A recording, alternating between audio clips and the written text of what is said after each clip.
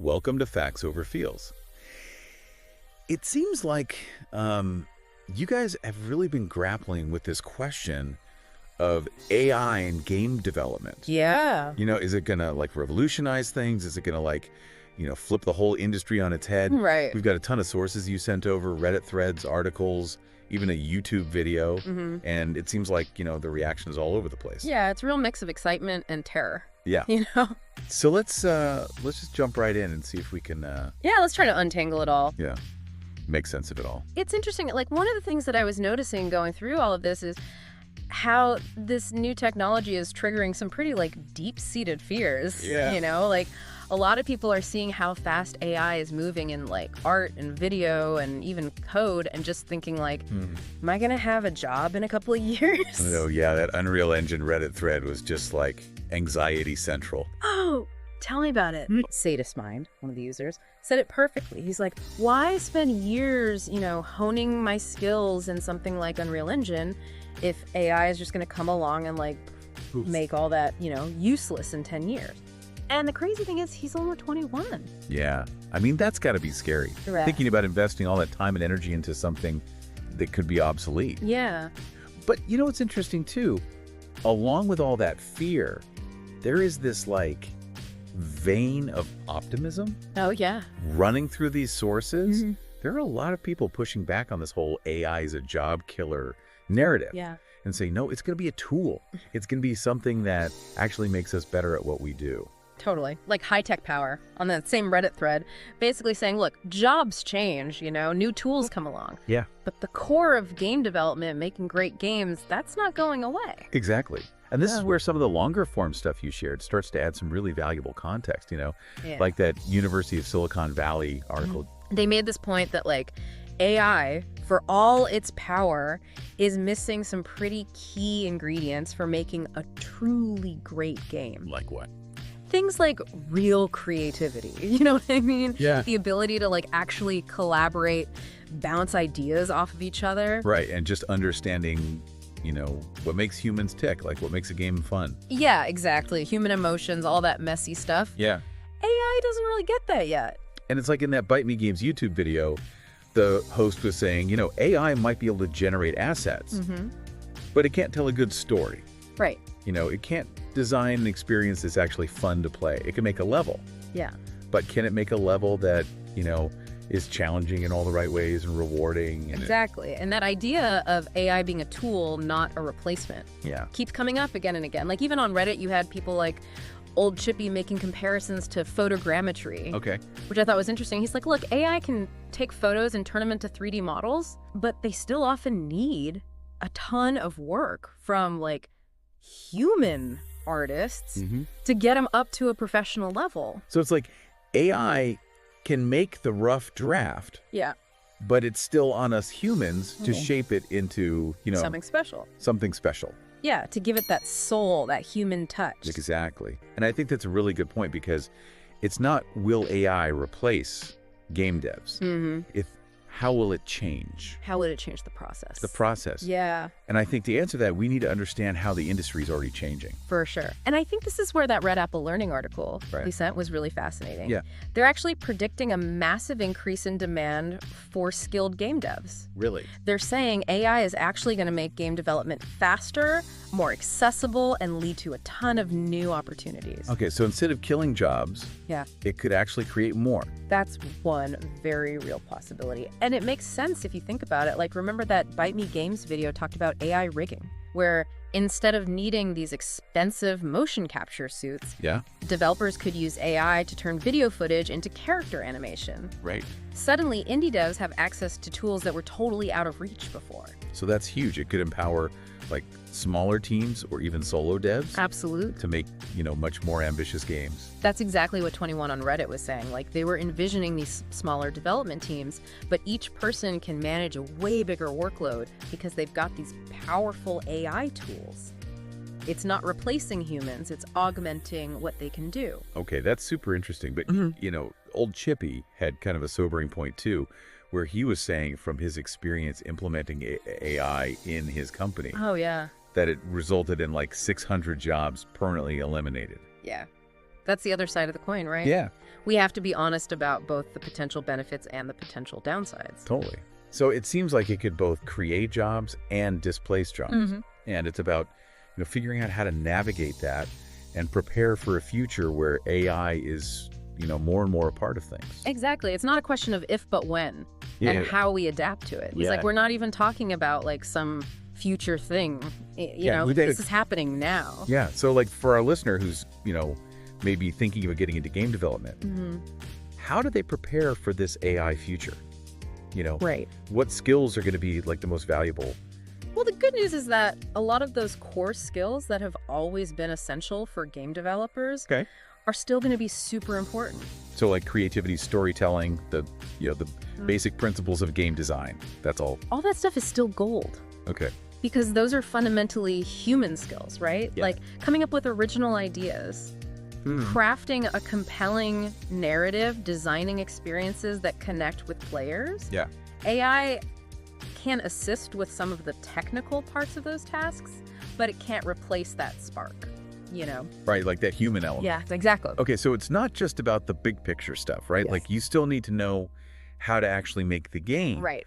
So what about programming skills? Are those still going to be relevant? Oh, absolutely. Programming, especially in languages like C++, is still going to be crucial. Okay. But how we code might change a little bit. How so?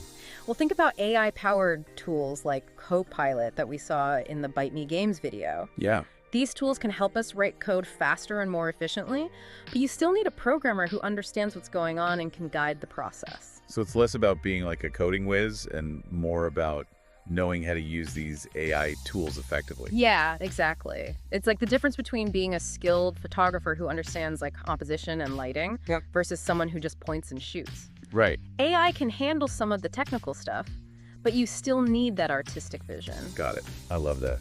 Yeah. It's a great way to think about it. And for anyone listening, if you're looking for a good place to start learning about game dev, we've got you covered. Yeah, we've included links to some fantastic game dev books in the video description below. They're great resources to help you build those core skills and get you on the right track. And don't forget, the most important ingredient in all of this is your own passion. So go explore, experiment, and most importantly, have fun. Okay, so what about art? We've seen AI making some pretty impressive artwork lately, but it sounds like human artists aren't going anywhere. No way. Human artists are still essential. Remember what old Chippy said about AI-generated assets often needing a lot of refinement? Yeah. That's where human artists come in, understanding anatomy, color theory, having an eye for detail. All those skills are going to be super important for taking that AI-generated content and making it truly exceptional.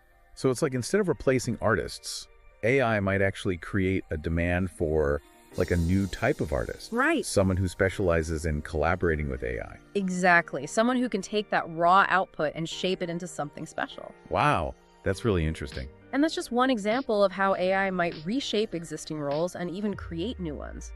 Think about it. You could have AI pipeline managers, AI art directors, people who oversee teams of both human and AI artists.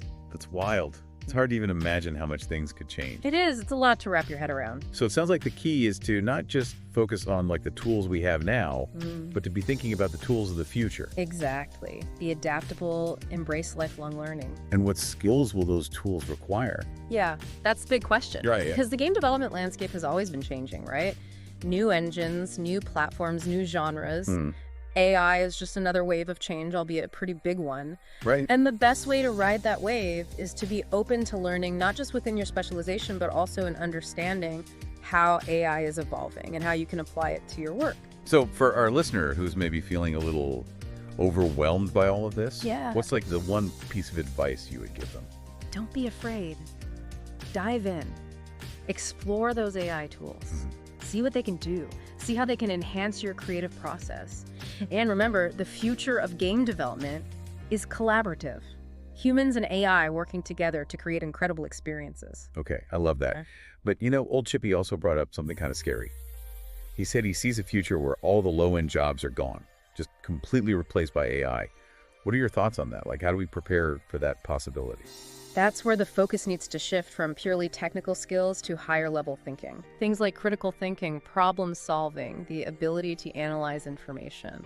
So moving beyond just knowing how to use a tool to understanding why we're using it, what problem it solves, how it fits into the bigger picture. Exactly. And don't underestimate the importance of soft skills, communication, collaboration, adaptability, the ability to learn and evolve quickly. Those are the skills that will set you apart in any field, not just game development. Right.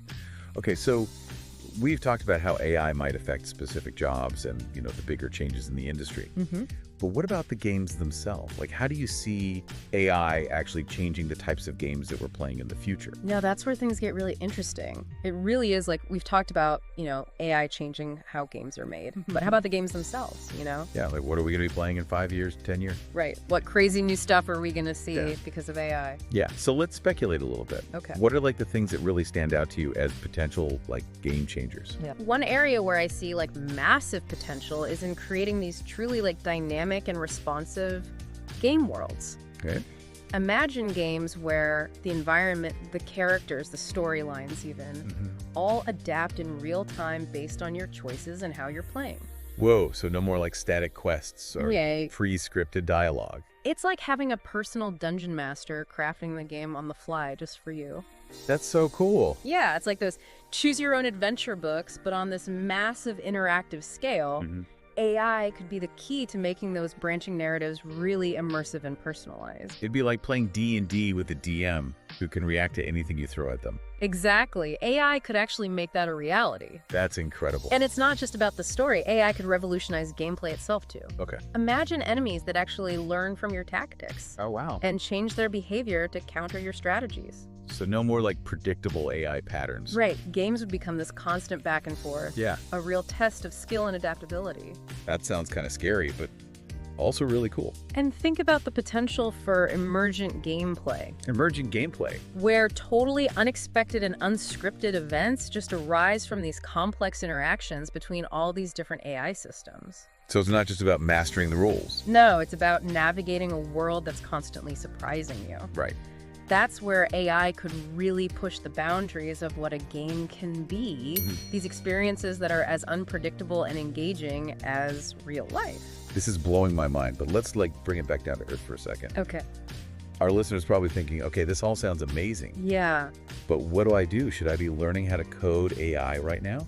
Well, learning about AI programming is definitely valuable, but I think the most important thing right now is to just stay curious. Okay. Keep experimenting. Be willing to adapt. So keep playing games. Yeah. Pay attention to how they're designed. Yes, exactly. Maybe start messing around with some of those AI tools that are becoming more and more available. Absolutely. And remember to cultivate those core skills we talked about: creativity, critical thinking, problem solving, communication, collaboration. Those are going to be essential no matter what happens with the technology. Okay, so one last thing I want to throw out there. We've been talking about all the amazing, innovative games AI could help us create.